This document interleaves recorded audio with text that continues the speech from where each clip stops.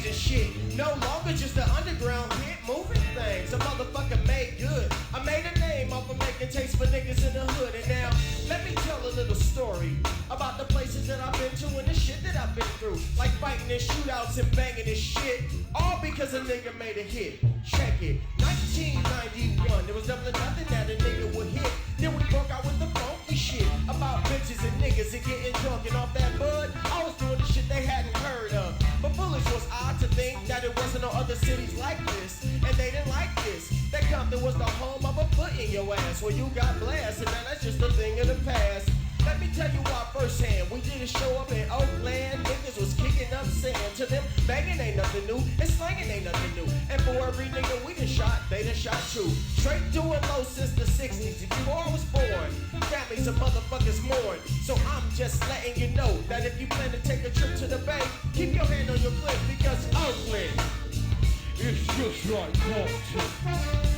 Telling y'all Oakland is, it's just like Compton. St. Louis, where they think they be bumming with gold teeth in their mouth, but they still know what's up.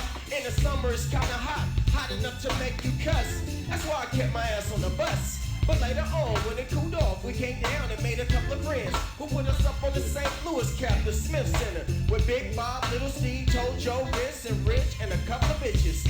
Then they took us to this man named Gus. In his store, he put me down with a herringbone and shoes galore. That's when I started thinking that this wasn't like home. But then they had to prove me wrong. Cause later that night, after we did this show, we went back to the after set. And wouldn't you know, damn, Bloods and Crips start scrapping and shooting in Missouri? Fuck, how could this happen? And now St. Louis, it's just like Compton. Yeah, y'all, St. Louis is, it's just like Compton. After about a month on the road, we came home and I can safely say that LA is a much better place to stay. How could a bunch of niggas in a town like this have such a big influence on niggas so far away? But still my story ain't over cause I got one more to tell. And the people of Colorado, they know it well. It was all in the news, and if you don't remember, I had the show I did in Denver. Now with a punk ass promoter, it was done in a skating rink. Bitches was loving this, but niggas was ready to bust.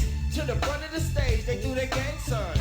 But I'm getting paid, so I didn't pay it no mind. Then I pulled out my brew onto their face and chest. Then they start throwing soda and fucking up my guests. When it was over, two niggas needed stitches. They got cracked in their jaws for being nothing but bitches. And now Denver is, it's just like Compton. Yeah, y'all, I'm telling y'all Denver is, it's just like Compton. Yeah, and San Antonio is, it's just like Compton.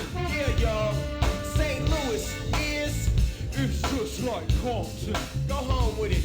Yeah, Watts is, it's just like Compton. I'm telling y'all that Inglewood is, it's just like Compton.